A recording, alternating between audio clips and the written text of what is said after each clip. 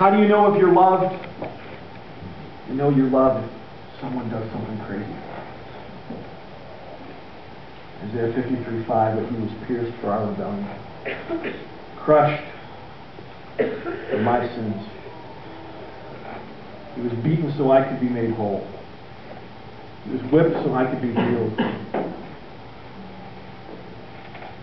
Yeah, you, Brian.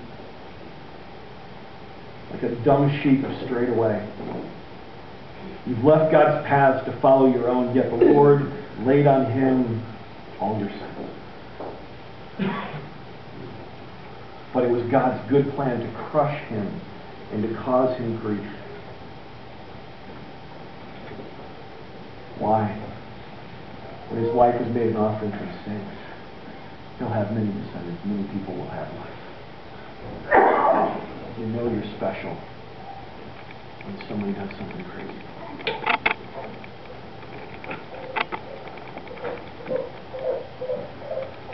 Over the last few weeks,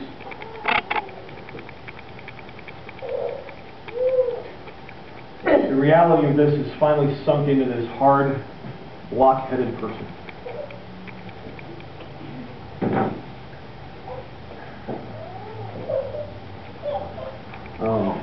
All of us find our significance in different ways, our value, our importance in different ways. From a pretty young age, I learned mine was found by being a top performer. Good grades. I tied for second place graduating high school. Being responsible, doing stuff. When I was in probably second grade, I got to run Spotlight for an evangelistic series, 6 weeks, 5 nights a week, running Spotlight. Who puts a second grader up to run a Spotlight like that? I was an overachiever. The first night was bad. The head handles on the back, red handles, and I grabbed both of them and hung on tight because it looked like a spaceship thing. You know anything about like the laws of, I guess, geometry and such? You know, small movement here, big movement over here. It was a moving light show before they had moving lights. I was committed to my post to the point that I shed of myself, meaning small child, small bladder, long program, long altar call.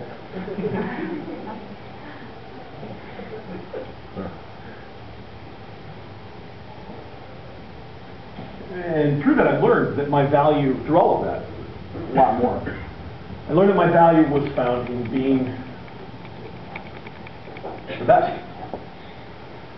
That's a really heavy pressure. Especially when there's always more that you have to do to maintain best status. And even in my ministry here at the Experience, I've been torn many, many times. Lots and most of the time. Between a godly passion to see people be built up and wanting to be the next Rick Warren. Rick Warren, Saddleback Church, Big Mountain Church. Prayed the one of the ordination inauguration events for Obama. Very successful, written books, one of the gurus. I want to be a guru. There's always too much to do, especially if you're trying to be the best. And that makes me very stressed. Too much to do. It makes me sometimes look too much at the success rather than people. People are a step to success. I don't know if any of this makes sense to anyone else but me, but this is my world.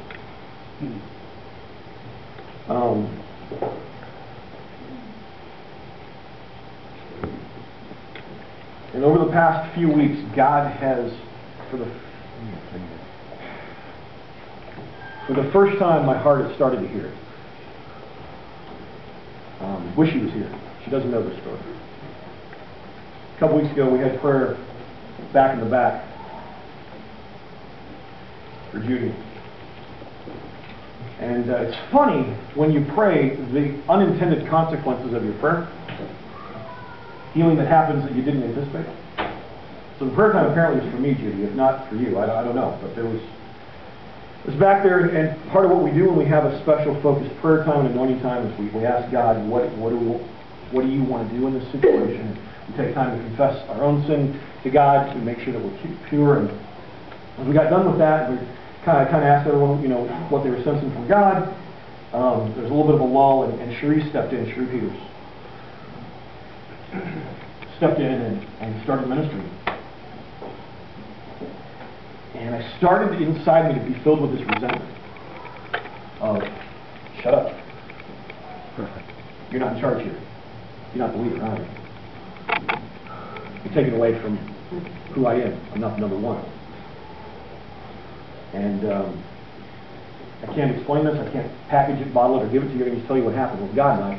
It was like God went, okay, you have a choice. Here's a fork in the road. You've been set free from this. You are loved because of who you are, because I chose you, because I love you, because you are so valuable to me that I sent my son. So whether she's the dominant person who gets the glory or not, doesn't matter. To who you are. And I went, you're right, and I knew it, because I've known it, I've preached it, I've spoken it, I knew it. And it was like, yeah, cool, I'll just kick back and watch. Let's be in charge. And I took the bottle of oil and I slid it over in front of Cherie. And a little later I'm like, Cherie, you know, because I didn't have to do it, I didn't need to be the pastor anymore. You get to do it.